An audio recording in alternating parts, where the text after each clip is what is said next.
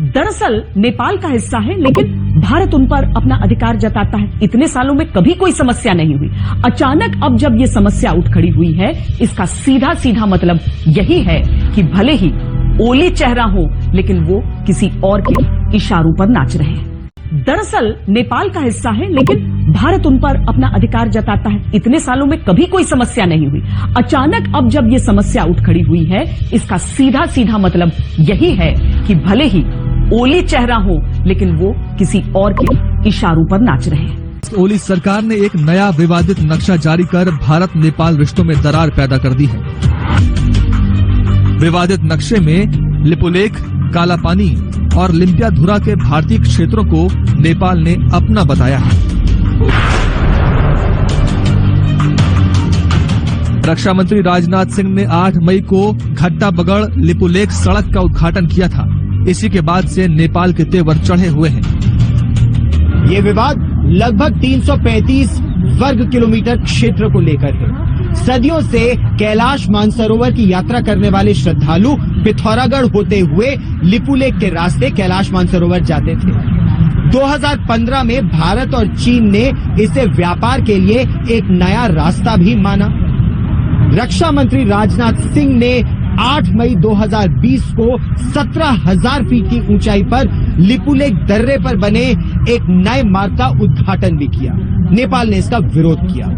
थल सेना अध्यक्ष जनरल एमएम नरावने ने संकेत देकर कहा कि संभवतः नेपाल ऐसा किसी विदेशी ताकत के दबाव में कर रहा है। क्या वो ताकत चीन है? कुछ दिन पहले ही भारतीय सेना प्रमुख जनरल मनोज मुकुंद नरवणे ने संकेत दिया था कि मानसरोवर के रास्ते पर लिपुलेख पास पर बन रही सड़क का विरोध नेपाल चीन के समर्थन पर कर रहा है। जनरल मनोज मुकुंद नरवणे ने बयान में कहा था, मुझे नहीं पता कि नेपाल किस मुद्दे को लेकर विरोध जता रहा है। अतीत में कभी ऐसी कोई समस्या नहीं हुई। संभव है कि वो किसी दूसरे के इशारे पर ऐसा कर रहा हो। माना जा रहा है कि चीन के प्रति लगाव रखने वाली ओली सरकार चीन के इशारे पर ही कोरोना काल में सीमा संबंधी विवाद को तूल दे रही है। वाकई ऐसे लगता है कि इस वक्त शायद चीन का हाथ इसके पीछे हो सकता है, क्योंकि 1962 से ये इलाके हमारे पास रहे हैं और कभी भी नेपाल ने इसके ऊपर आपत्ति नहीं उठाई है और दोनों देशों के बीच में ये बातचीत के द्वारा सुलझाया जा सकता है और आज भी ये बातचीत के द्वारा सुलझाया जाएगा। चाहे नेपाल के प्रधानमंत्री का रुख चीन की तरफ हो, उसके बावजूद भी जिस तरह के हिंदुस्तान और नेपाल के बीच में अच्छे रिश्ते हैं, मुझे कोई शक नहीं ये इशू भी रिजॉल्व हो जाएगा। चीन में विरोधी पार्टियां आरोप लगाती रही हैं कि ओली सरकार को चीन ने ही गिरने से बचाया था, इसलिए प्रधानमंत्री ओली चीन की कठपुतली की तरह काम कर रहे हैं। नेपाल 2017 में ही चीन की महत्वाकांक्षी वन बेल्ट वन रोड परियोजना में शामिल हो चुका है।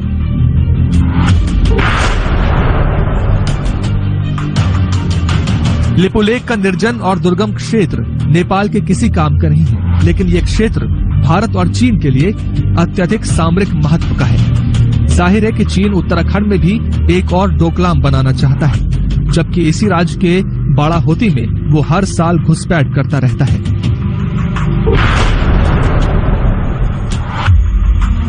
दिलचस्प ये है कि पर्दे के पीछे से नेपाल को उकसाने वाला चीन खुलेआम नेपाल को धोखा दे रहा है। चीन ने उस मुद्दे से पल्ला झाड़ते हुए कहा कि काला पानी भारत नेपाल के बीच का मुद्दा है और दोनों पड़ोसी देशों को एक तरफा कार्रवाई से बचना चाहिए।